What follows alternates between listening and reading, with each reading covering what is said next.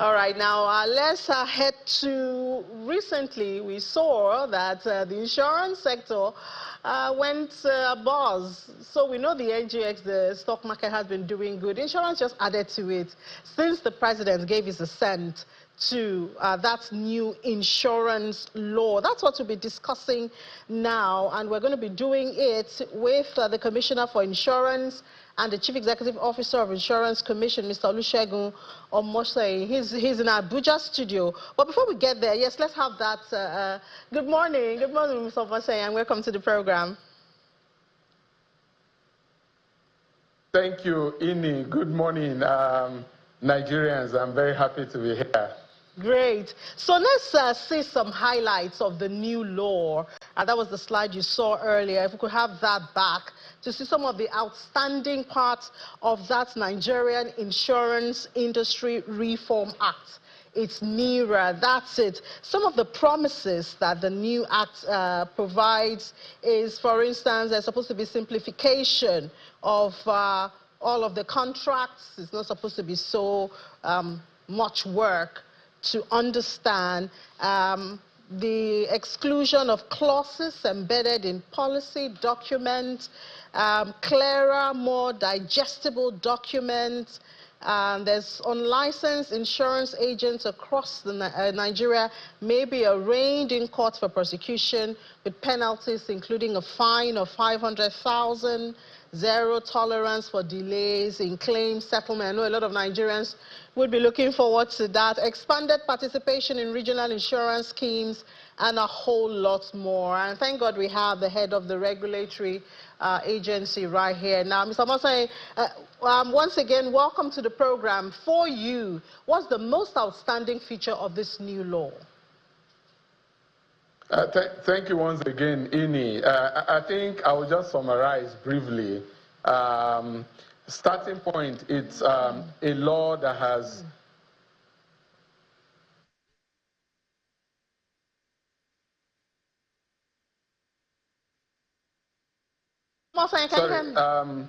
Ini, if you can hear me, I would just like to say that the NIRA 2025, which is Nigerian Insurance Industry Reform Bill 2025, is a welcome development, is a piece of legislation that particularly from a regulatory perspective we are quite excited about. Some of the key highlights is what you've mentioned earlier, but much more than that.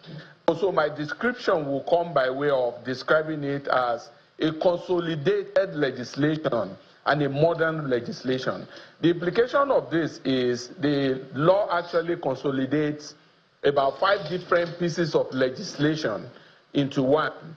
And there's a historical context to this because the last attempt at a law regulating insurance operation in Nigeria was in 2003. So what NIRA has done is to put together the pieces of legislation into one document and the modernization that followed. What that entails is law recognizes all the current realities and what is required for a modern insurance sector to thrive. Of course, there's the requirements around, a stricter requirement around capital. And I need to explain this. The law actually mandates a new minimum capital requirement, which also includes the requirement around risk-based capital. What this would do for us is a situation where we're then able to have more capitalized, stronger, stable insurance institutions that can actually provide the necessary backing that our country, Nigeria, requires.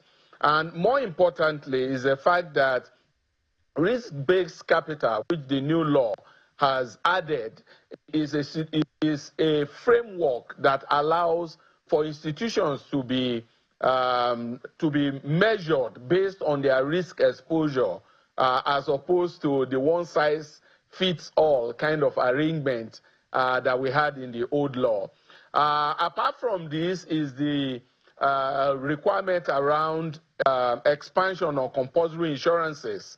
Also, the mandate for insurance institutions to sort of adopt digital in their digital system around their ecosystem, that the insurance ecosystem, i.e., this is to the benefit of consumers. You earlier spoke around the issue of simplicity, simplifying the policy wordings and documents. Also, one important aspect around this is the protection the law offers policyholders.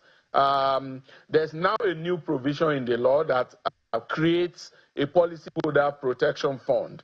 This is in an attempt to give sufficient confidence and comfort to policyholders, i.e. in the event of insolvency of an insurance institution, policyholders then have recourse to getting their benefits or their claims, sorted and paid from that fund. The workings and the dynamics would also be highlighted as we move on.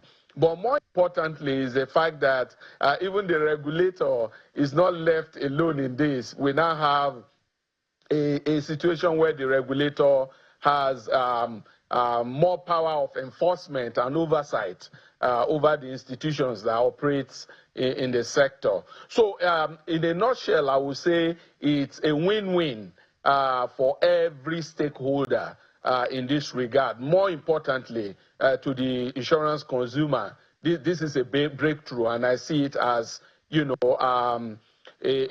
major pillar in the drive to achieving the $1 trillion economy that the president and the current administration envisions. Yeah, well, I have to say that that's right on point, because, I mean, some investors have already started making money in the stock market since that law was signed by the president. The insurance stocks have been surging, and a lot of people have now, perhaps insurance stocks will no longer be called penny stocks. But getting back to this now, the issue of digitalizing the process, a lot of Nigerians will just be curious, so how does that drive down to impact on me as an insurance consumer, as an insurance investor?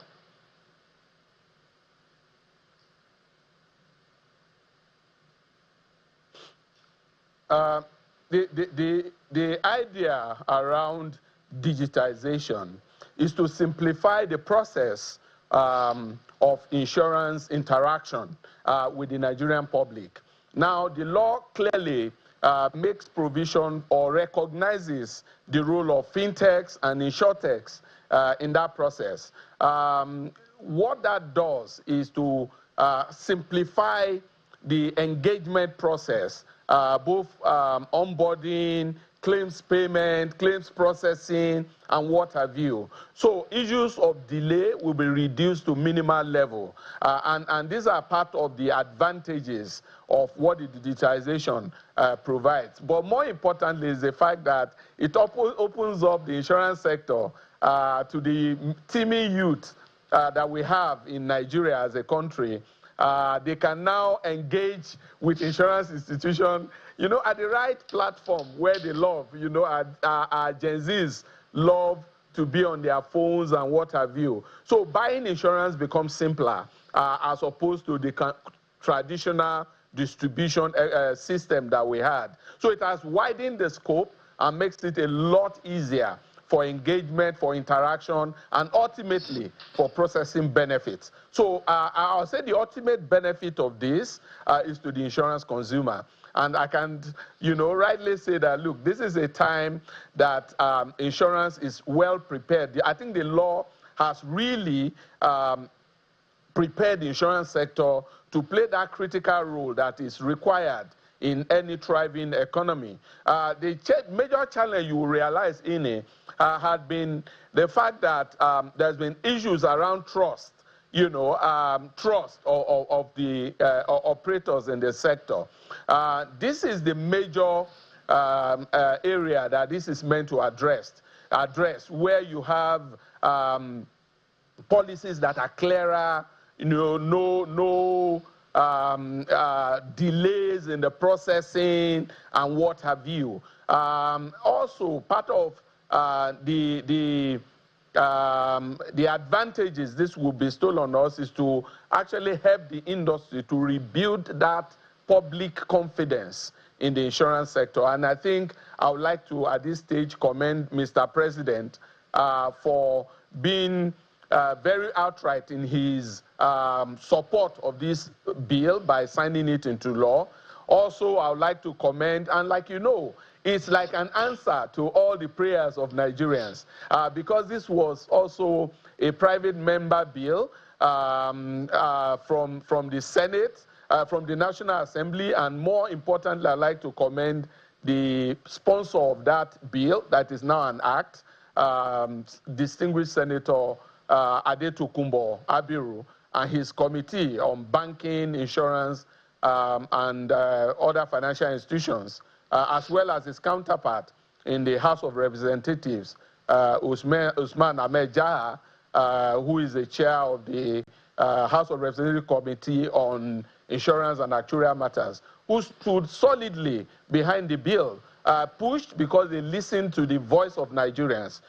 They were able to also understand the desire of their constituency in terms of what they would like to see in a modern insurance sector. All of this put together has, been the excitement that is all around given to Nigerians to be able to see a vibrant, stable insurance sector that will play its critical role in driving the desired economy that all Nigerians desire. All right, so Mr. Monseng, the other part which I know will interest a lot of Nigerians is the delay in claims settlement.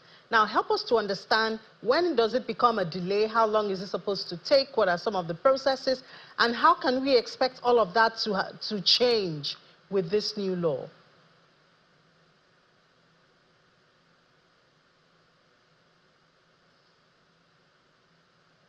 Thank you, Ini. The provisions are clear in the law, but what you see in the coming days is a situation where NAICOM, that is the National Insurance Commission, that's the agency that I head, will come up with a clear regulation that will stipulate the timelines and every of those requirements that Nigerians can then hold on to. It's a framework already, but the detailed regulation will be rolled out by the Commission. And mind you, the focus of the current administration is clear in terms of giving that comfort and the trust and confidence to Nigerians. Where the issues had been, oftentimes had been where you have institutions that are insolvent. In that regard, I think you will recall that there was sometime a situation last year where the National Insurance Commission had to take over an institution, removing both the board and management to appoint an interim board to run the affairs of those institutions. But the missing link in that process is when you take over, you then need to manage the institution in such a manner that perhaps selling off some of their assets to be able to meet their current obligations. But in the current law, the law had made provision for a policyholders protection fund.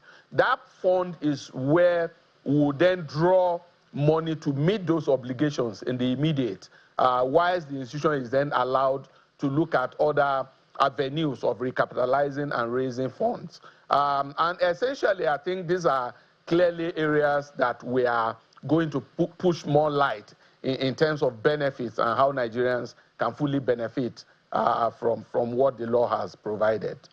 Sounds interesting, sounds interesting. And then there's the regional insurance schemes, which the law refers to. What's that, and how do we key into that?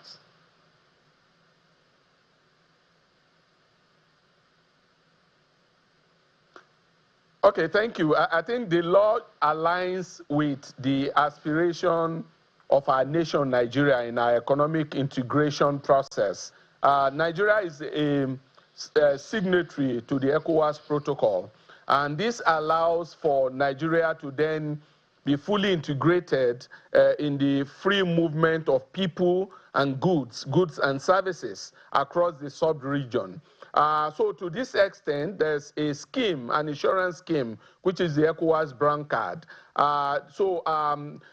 This law aligns the provisions in the protocol, in that ECOWAS protocol on brown card, with our law, which had not been the practice before now. So Nigerians, once you buy your third-party insurance, the compulsory third-party in Nigeria, it allows you, gives you access to travel all across the West African sub-region without any additional requirement, because the third-party requirement across the region has been embedded. And this is a major advantage to Nigerians, especially for those that are, ready to go across, the region and do business, traveling and what have you. And also, one other advantage of this is the total alignment of the current law with the benefits and the opportunities that will come with AFTA,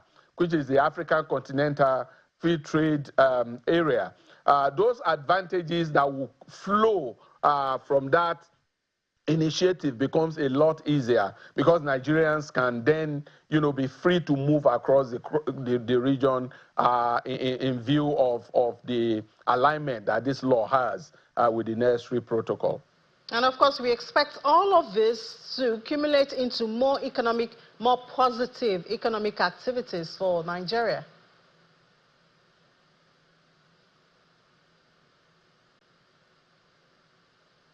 Yes, that is the desire, and that is the major objective. And I think Mr. President is very excited, even with the prospect of this new law, because it aligns clearly with the objective of the $1 trillion economy. And this is, in such a manner that it's creating a very stable financial sector.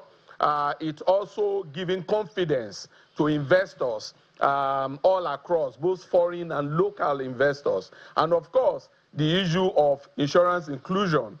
So to that extent, insurance then forms a major pillar of the $1 trillion economy.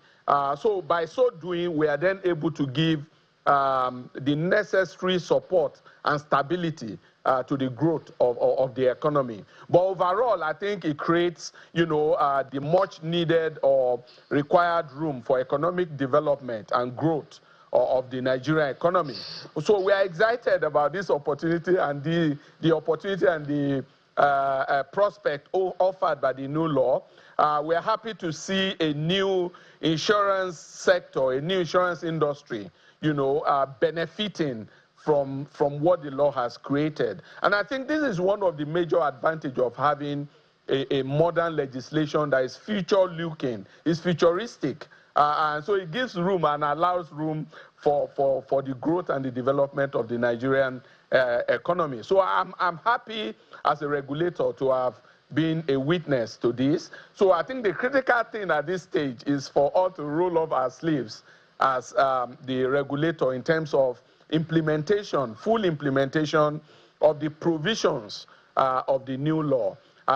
They said the taste of the pudding is in the eating. So the ultimate test will be how well will the regulator be able to implement the provisions and to the benefit of our economy. So we're happy to do this, and we'll be reporting progress as we move on. But overall, I think it's a plus for every stakeholder. But let me also use the opportunity to thank the insurance sector, particularly the players and major stakeholders who have been waiting for this opportunity to take advantage and really grow the market. Our role as regulator is very simple: to provide that enabling environment for our businesses to thrive. And that is what this law has done for us. It has provided the enabling legal and regulatory framework for the sector to really make its meaningful contribution to the Nigerian economy. Thank you very much.